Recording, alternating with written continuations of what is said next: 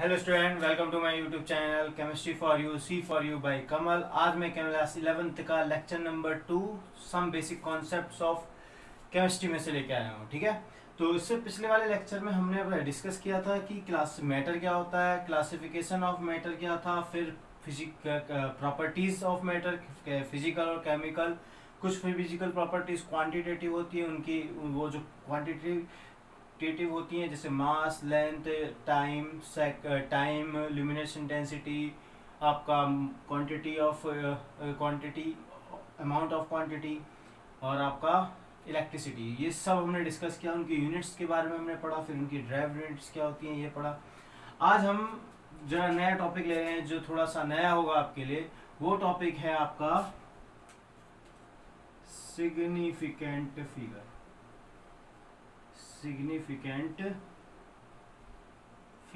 इसमें जाने से पहले थोड़ा सा मैं आपको बता दूं कि क्या है इसका पीछे का बैकग्राउंड थोड़ा सा बता दूं कि जब भी हम केमिस्ट्री में पढ़ते हैं तो केमिस्ट्री में बहुत सारी चीज़ें एक्सपेरिमेंटली हम देखते हैं, मतलब एक्सपेरिमेंट करते हैं। तो हमें बहुत सारे मेजरिंग इंस्ट्रूमेंट होता है हमारी लैब में। जैसे हमारी लैब में ब्यूरेट होता है, हमारी लैब में क्या होता है, कैनोनिकल फ्लास्क होता है, कोनिकल फ्लास्क, बहुत सारे मेजरमेंट होते हैं। जैसे फिजिक्स में वर्नियर कैलिपर्स होता है आपका, तो बहुत सारे स्क्रू गॉज होता है। इस तरीके से बहुत सारी चीज़ें होती है जिनसे मेजरमेंट होती है लैब्स में। और जब हम मेजरमेंट करते हैं लैब्स में तो क्या होता है कि मेजरमेंट में कुछ वैल्यूज आएंगी। हम जब मेजर करेंगे तो कुछ वैल्यूज आएंगी, और वो जो वैल्यूज है वो रिलायबल होंगी दो चीज़ों पे। एक तो हमारे स्किल पे जो काम कर रहा है, एक डिपेंड होंगी किसके ऊपर, वो इंस्ट्रूमेंट पे। मतलब आपका इंस्ट्रूमेंट अगर सही होगा तो आपका जो एक्चुअल रीडिंग आने वाली होगी वो आएगी। अगर आप स्किल सही होगा तब भी आएगी, नहीं होगा तो प्रॉब्लम हो सकती है। तो जब हम एक्सपेरिमेंट करते हैं या फिर मेजरमेंट करते हैं तो वहाँ पर हमारे पास दो टर्म्स आते हैं। सिग्निफिकेंट फिगर से पहले का टर्म्स हम थोड़े से डिस्कस कर लेते हैं कि मेजरमेंट के टाइम में, मेजरमेंट जब होती है केमिस्ट्री में या साइंस में मेजरमेंट जब होती है तो दो तरीके की प्रॉब्लम्स आती हैं। एक दो तरीके की चीज़ों पे हमें रिलायबल रहना पड़ता है, एक तो इंस्ट्रूमेंट और एक तो स्किल। ठीक है, अब जब मेजरमेंट हम करते हैं कभी तो वहाँ दो टर्म का यूज किया जाता है, किसी भी दो टर्मिनोलॉजी का यूज किया जाता है, एक्यूरेसी और प्रिसीजन। दो वर्ड्स का यूज किया जाता है, एक्यूरेसी और प्रिसीजन। अब ये एक्यूरेसी क्या है और एक प्रिसीजन क्या है, लेट्स से कि कैसे मानते हैं। देखो, आपने शूटिंग्स तो सुनी होगी, शूटिंग्स होती है। शूटिंग का मान लो कि एक चैंपियनशिप में, ठीक है, ये बुल्स आई कहता है 10, यहाँ पर 9, यहाँ पर 8, यहाँ पर 7। तो एक शूटर था, बी एक शूटर था। ठीक है, एक्यूरेसी और प्रिसीजन को समझ रहे हैं कि क्या होती है। ठीक है, अब ए एक शूटर था, उसने पहला जो शूट किया वो किया कहाँ पर, 10 पे। किस पे किया, 10 पे। दूसरा था, उसने शूट किया कहां पर, 8 पे। ए ने दूसरा शूट किया, उसने शूट किया कहां पर, 9 पे। बी ने दूसरा शूट कहां पर किया, फिर से उसी जगह पे 8 पे। ए ने तीसरा शूट किया, वो भी कहां पर किया, 10 पे।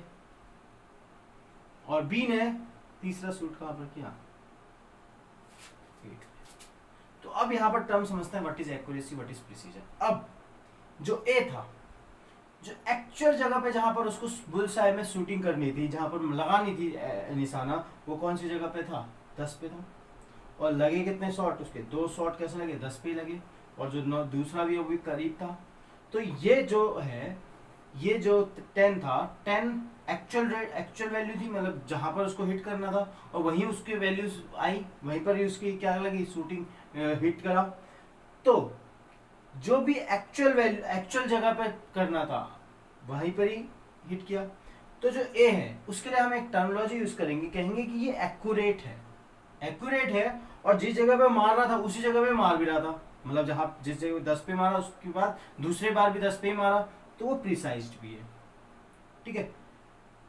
जो बी वाला है उसका क्या है, उसको मारना कहा था 10 पे, लेकिन लगा कहां पर 8 पे, तो एक्यूरेट तो नहीं है, एक्यूरेट तो नहीं है।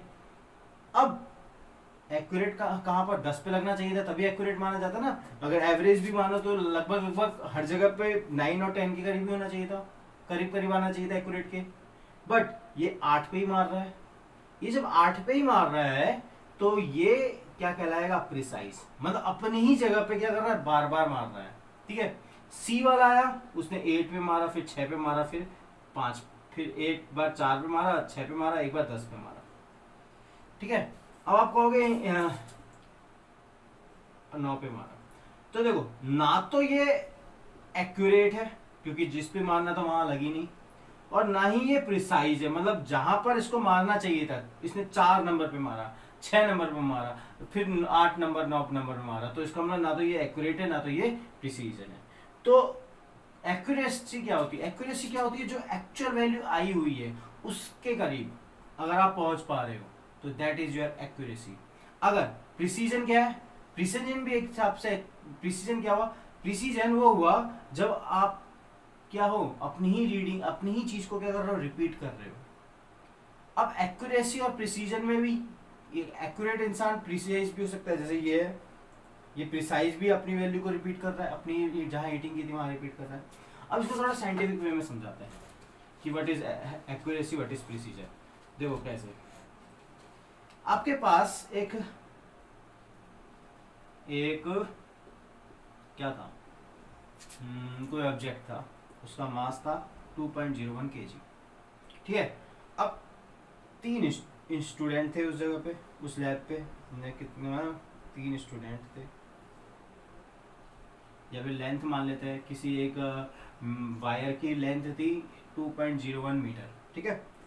एक ए आया, ठीक है, ए ने मेजर किया 1.93 पहले, दूसरी मेजरमेंट करी 1.93, ठीक है। एक बी आया, बी ने पहली मेजरमेंट करी 1.94, तीसरी मेजरमेंट करी 2.05, दूसरी मतलब। सी आया, उसने एक मेजरमेंट करी 1.99 और दूसरी मेजरमेंट करी 2.01, ठीक है। 2.00 और 2.11 और 1.99, तीसरी रीडिंग 1.99, और ये वाला मान लो इसने दूसरी रीडिंग करी 2.09 और इसकी जो तीसरी रीडिंग थी वो कितनी थी, 1.94। तो कहने का मतलब ये है कि एक लैब में आप कोई चीज़ को मेजर कर रहे हो, मतलब आपने क्या करी, एक वायर, उसको उसकी लेंथ ले ली, ठीक है, लेंथ ली एक मेजरिंग ट्यूब, मेजरिंग इंस्ट्रूमेंट से, तो ए आया, ए ने मेजर किया, वो 1.95 का, 1.93 और 1.94। बी आया, उसने कितना, इतना 1.494, 2.05, 2.09। सी ने क्या किया, 2.00, 2.1 और 1.99, ठीक है, 1.99। इसको मैं अगर 2.02 कर दूं, ठीक है, ठीक है। अब जो ए वाला है, ए वाला देखो एक्यूरेट वैल्यू कितनी है, 2.01, लेकिन अगर मैं तीनों वैल्यू को देखूं तो तीनों वैल्यू एक्यूरेट के करीब नहीं है इतना, लेकिन अपनी ही वैल्यू को रिपीट कर रहे हैं ना, 1.95, 1.93, 1.94, मतलब करीब करीब है अपनी वैल्यू के। तो ये वाले को हम बोलेंगे एक्यूरेसी तो नहीं है, लेकिन ये ए वाला प्रिसाइज जरूर है। इसके लिए टर्मिनोलॉजी क्या यूज होगी कि ये एक्यूरेट नहीं है बट क्या है, प्रिसाइज है। वैसे बी वाले में आपने देखो, ये 1.94 कहाँ 2.05 निकाल दे रहा है, कहाँ 2.09 निकाल दे रहा है, तो ये एक्यूरेट भी नहीं है ना ही ये क्या है, प्रिसाइज है।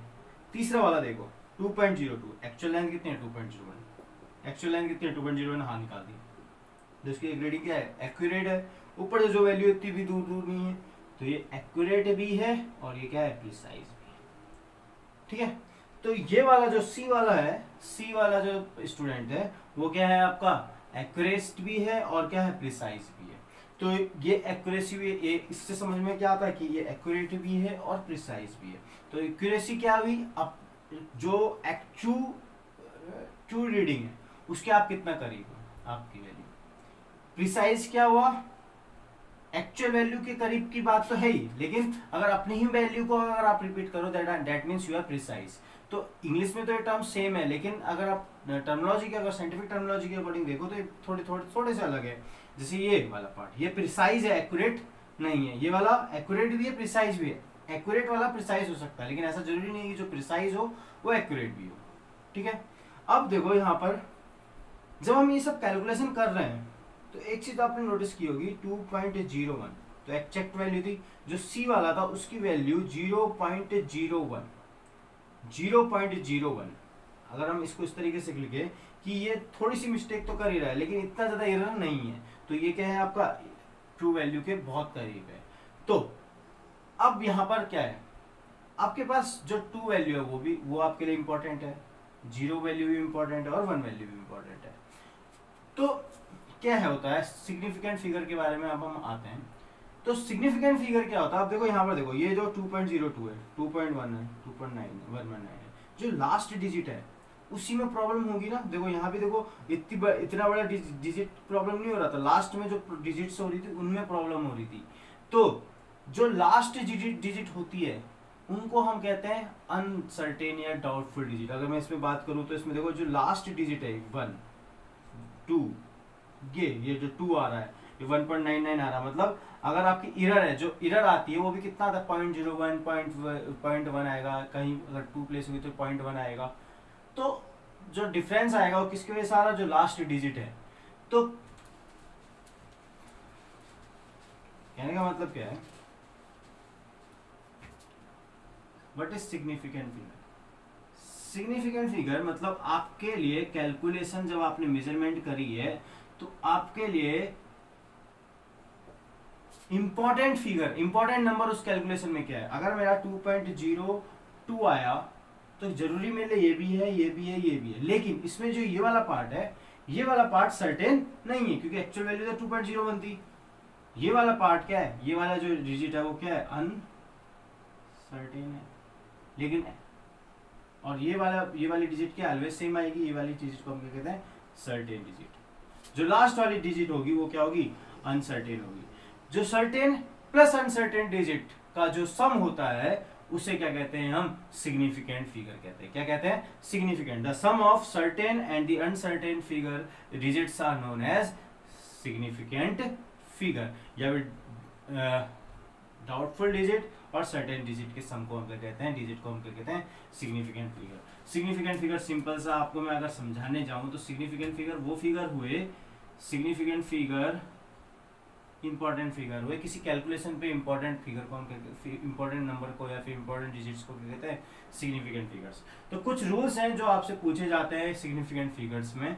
वो रूल्स मैं आपको बताता हूं कि सारे ऑल नॉन क्वेश्चन पूछे ये जाते हैं, 0 डिजिट्स आर सिग्निफिकेंट। अगर आपने कोई कैलकुलेशन करी है और उसमें सारे के सारे 2.222 है, जैसे कोई लेंथ है ये 2.222, तो ये सारे के सारे नॉन जीरो डिजिट है, तो यहाँ पर सिग्निफिकेंट फिगर कितने हो गए, 4 हो गए। 2.192 तो सिग्निफिकेंट कितने हो गए, 4। 2.19 तो कितने हो गए, 3। जितने भी नॉन जीरो डिजिट होंगे वो क्या कहलाएंगे, सिग्निफिकेंट कहलाएंगे। क्या कहलाएंगे, सिग्निफिकेंट कहलाएंगे। ठीक है। नॉन जीरो डिजिट, अगर जीरो डिजिट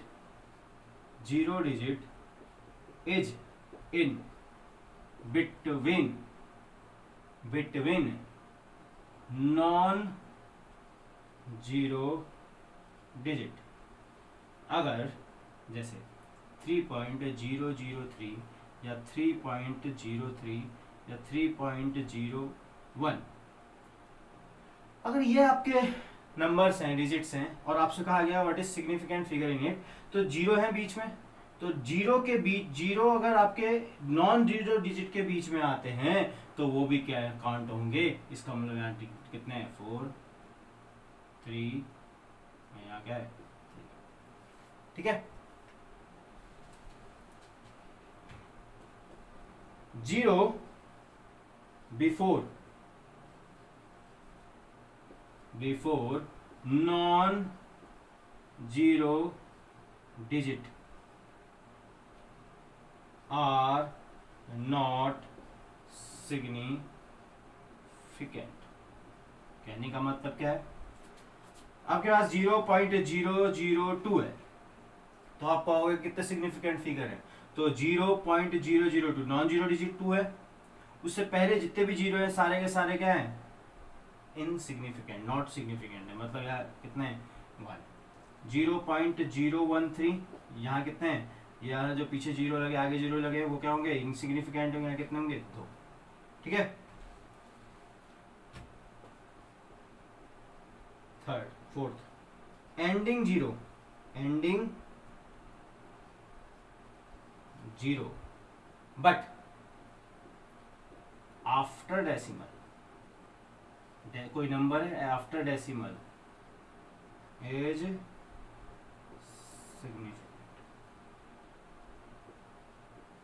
सिग्निफिकेंट। मतलब अगर आपके पास 3.00 है तो ये जीरो काउंट होगा, मतलब पहले पिछू नहीं, मतलब आगे नहीं काउंट होगा, पीछे लगा होगा तो वो काउंट होगा, मतलब कितने 3, कितने हो गए 3.000 तो कितने हो गए 4।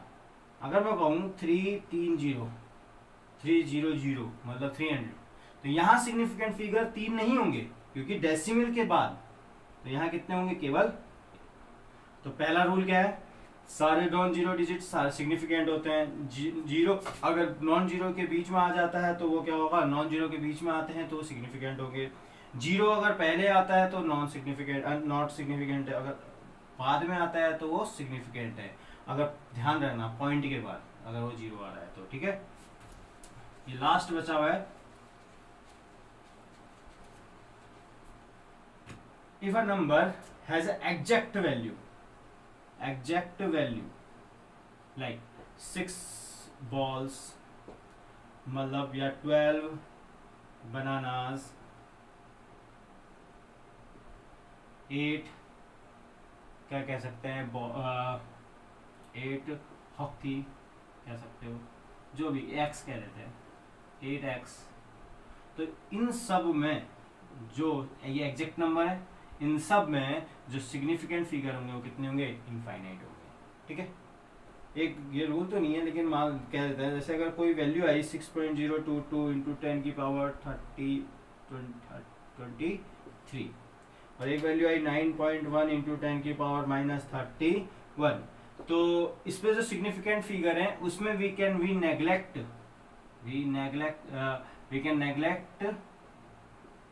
Neglect power. ठीक है, तो कितने हो गए यहाँ पर 4 हो गए और यहाँ पर कितने हो गए 2। ठीक है, तो ये है आपके सिग्निफिकेंट फिगर। ठीक है, सिग्निफिकेंट फिगर क्या होता है, doubtful digit plus certain plus uncertain digit के सम को हम क्या कहते हैं, सिग्निफिकेंट कहते हैं। सिग्निफिकेंट मतलब इंपॉर्टेंट। ठीक हो गया। अब एक टर्म है scientific notation. What is scientific notation? आपने पढ़ा होगा, आपने देखा होगा कि आपकी जो वैल्यू है मास ऑफ द इलेक्ट्रॉन, अगर मास ऑफ द इलेक्ट्रॉन की बात करूं तो मैं यहाँ पर 31 तक 0 लगाऊंगा, फिर जाके 91 लगाऊंगा। ठीक है, तो अगर मैं ये वैल्यू लिखते रहा तो कितना मुश्किल हो जाएगा। तो अगर सोचो यहाँ पर ये किसका मास होता, अगर मैं 31 बार लिखता तो ये इलेक्ट्रॉन का मास था, प्रोटॉन का मास हो जाएगा इससे भी कम, इससे ज़्यादा थोड़ा सा। ठीक है, तो अगर मैं बोलूँ कि चार्ज बोल दूँ तो कितना का -0.000000601। ठीक है, तो ये लंबी कैलकुलेशन है, तो इसके लिए हमें क्या करना पड़ता है, एक तरीका लगाना पड़ता है n इंटू 10 की पावर n। जैसे मेरे पास अगर कोई वैल्यू है 2 3 4 5, तो मेरे को क्या करना है कि इसको किस पावर में लाना है, n इंटू 10 की पावर n। n क्या होता है 0 to 9। ठीक है, तो 0 to 9 कैसे बन सकता है, ये जो वैल्यू है उसको यहाँ लाना है, पॉइंट को कहाँ लाना है, यहाँ। मान लो कि अभी पॉइंट कहाँ है, यहाँ है ना, क्योंकि इसके आगे कुछ भी बढ़ा सकते हो आप पॉइंट। तो पॉइंट यहाँ है तो कितनी प्लेस ला रहे हो, 1 2 3 1 2 3 1 2 3। तो जब भी ध्यान रखना, ये पावर में लाना है, तो अगर आप पॉइंट को किस साइड शिफ्ट कर रहे हो, लेफ्ट साइड। अगर मैं इसको देखूं तो 2 3 4 5 है और पॉइंट 0 0 0 में अपने मन से लगा दूं, ठीक है। या फिर इसको इस तरीके से कह लेते हैं कि 243.5 है, ठीक है। तो पॉइंट को मेरे को यहाँ लाना पड़ेगा, तभी तो 2 किसके बारे में 0 to 9 के बीच में आएगा। तो इधर लाना पड़ेगा, तो पॉइंट को लेफ्ट हैंड साइड में लाना है। तो लेफ्ट हैंड साइड के लिए जब भी लेफ्ट हैंड साइड में पॉइंट को शिफ्ट करना होता है, तो याद रखना LA, लॉस एंजलिस करके याद कर सकते हो आप। लॉस एंजलिस करके क्या करते हो, लेफ्ट में लाओगे तो पावर को क्या कर दो, ऐड कर दो। तो मतलब जो भी यहाँ पावर आएगी वो कितनी आएगी, 2.435, मतलब कितने प्लेस ली, 1 2 3, 1 2 प्लेस रही ना, तो 2 10 की पावर 2। अगर जैसे 2 4 5 6.1123, तो अगर मैं ऐसा करूं तो कितना आ जाएगा ये 1 2 ना, 2.561123 इंटू 10 की पावर 2। तो ऐसा आप कर सकते हो, ठीक है। तो ये है आपका साइंटिफिक नोटेशन। साइंटिफिक नोटेशन में इस तरीके से आता है। तो अगर लेफ्ट साइड पॉइंट शिफ्ट कर रहे हो तो एडिशन करो, अगर राइट साइड कर रहे हो तो पावर में नेगेटिव साइन लगा दो, ठीक है। एक टर्म आता है, एक और चीज होती है राउंडिंग ऑफ। जैसे आपके पास 2.45 है, 43 है और 2.47 है और 2.45 है। मैं तीनों रूल को इसी में ही दिखा देता हूँ। 2.35 है। अब देखो इसको मेरे को राउंड ऑफ करना है, तो 1 प्लेस तक ये राउंड ऑफ करना है। तो कैसा करूँगा मैं, 2.43 है, तो 2.43 को राउंड ऑफ करके मैं क्या करूँगा, देखो जो लास्ट टर्म में 3 है, यहाँ क्या 7 है, यहाँ कितना 3 है, तो 5 से कम होगा तो वही वैल्यू रख दो। 5 से ज़्यादा होगा लास्ट डिजिट, तो कितनी वैल्यू बढ़ा दो, एक वैल्यू बढ़ा दो। अब अगर 5 होगा तो क्या करोगे, 5 होगा तब क्या होगा, 5 होगा तो जिस नंबर को आप उससे पहले वाला नंबर अगर इवन है तो सेम रख दो, अगर ऑड है तो एक डिजिट बढ़ा दो, ठीक है। तो ये राउंडिंग ऑफ बस, ठीक है। अब एक चीज है मल्टीप्लिकेशन कैसे करते हैं। मल्टीप्लिकेशन ध्यान रखना, थोड़े रूल्स हैं इसमें, तो जैसी मल्टीप्लिकेशन आप करते हो वैसी नहीं। एंड डिवीजन, फिर हम एडिशन और सब्सट्रैक्शन करेंगे, ठीक है। Multiplication and division. Multiplication and division का मतलब क्या है, अगर आपने कोई दो नंबर को मल्टीप्लाई किया, जैसे 12.8 इंटू 0.2 या फिर 2.8 इंटू 0.2, तो यहाँ पर जो वैल्यू आएगी वो कितनी आएगी, 2 2 8 16 16 5 पॉइंट क्या लिखेगा ये 5 6, तो जैसे 16 5 0.56, ठीक है। तो अब यहाँ पर आपको वैल्यू ध्यान रखना, ये आंसर नहीं है, ये आंसर नहीं निकला आपका। यहाँ पर आपको क्या करना पड़ेगा, एक रूल है, आपके रूल लगाने हैं। जब भी मल्टीप्लाई करोगे तो सबसे कम सिग्निफिकेंट फिगर जो जिनसे मल्टीप्लाई किया, जिसमें सबसे कम सिग्निफिकेंट फिगर है, उतने ही तक ही आपको आंसर लिखना है। ये आंसर नहीं है, अगर आपने आंसर लिखा तो गलत हो जाएगा। तो आंसर क्या होगा, तो आप देखोगे कि सबसे कम सिग्निफिकेंट फिगर दोनों में किसमें है, इसमें कितने सिग्निफिकेंट फिगर है 1, तो ये वैल्यू कहाँ तक रखनी है आपको 0.5, ये आंसर है, ठीक है। अगर मैं बोलूँ 2.4 इंटू 1.2, तो 12 4 जा 48 और ये 4 हो जाएगा, सॉरी 12 4 जा 48, यहाँ पर तो कुछ नहीं लगेगा ये, ठीक है।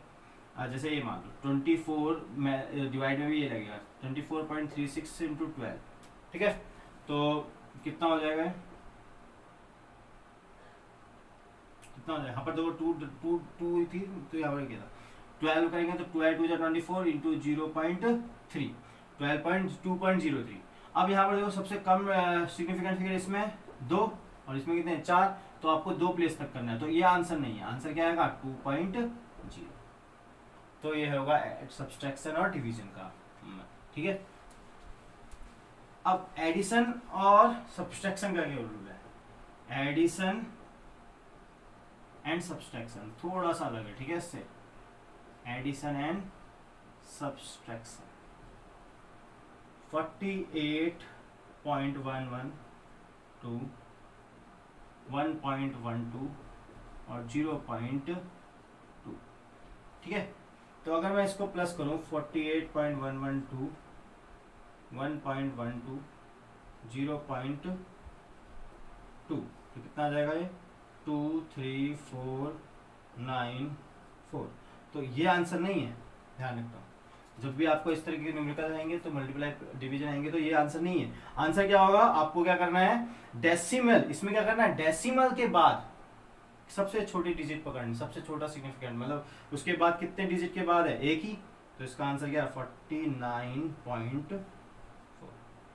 ठीक है। वैसे अगर मेरे पास कोई माइनस करना है 18.4215 माइनस 6.0, तो ये कितना जाएगा 51240, कितना जाएगा 12। तो इसका आंसर ये नहीं होगा, कितने डेसिमल प्लेस के कितने बाद है, ये 0 एक ही है ना, तो कितना जाएगा 12.4, ये इसका आंसर होगा। ठीक हो गया। तो ये था आपका सिग्निफिकेंट फिगर का कॉन्सेप्ट। तो ये है आपका एडिशन, डिवीजन, मल्टीप्लिकेशन, इस तरीके से आपको करना है। तो ये कुछ क्वेश्चंस मैं आपको बताता हूँ। अगर मैं कुछ क्वेश्चंस देता हूँ आपको। अगर मैं बोलूँ कि 9.1 इंटू 10 की पावर 31, अब पूरा रिलेटेड -31, इसमें कितने वो होंगे, क्या सिग्निफिकेंट फिगर होंगे, तो आप कहोगे कितने, 2। ठीक है। अब इसको आपको मैं कहूँ जैसे 2234.00, तो कितने सिग्निफिकेंट फिगर है इसमें, 1 2 3 4 5 6। ठीक है। अगर मैं बोलूँ कि इसमें कितने सिग्निफिकेंट फिगर हैं कि 6.022 इंटू 10 की पावर 23, तो इसमें कितने सिग्निफिकेंट फिगर हैं, तो ये इसको नेगलेक्ट कर दोगे और कितना 1 2 3 4। ठीक है। ये था आपका केमिस्ट्री लेक्चर नंबर 2, जिसमें मैंने आपको बताया कि एक्यूरेसी, प्रिसीजन क्या होता है और सिग्निफिकेंट फिगर क्या होता है, राउंडिंग ऑफ क्या होता है, कुछ क्वेश्चंस आपके इससे रिलेटेड करना। इसके बाद हम लॉ ऑफ केमिकल कॉम्बिनेशन के बारे में थोड़ी पढ़ाई करेंगे। तो hope you like this video, please like और शेयर दिस वीडियो और सब्सक्राइब करना ना भूलें मेरे चैनल को।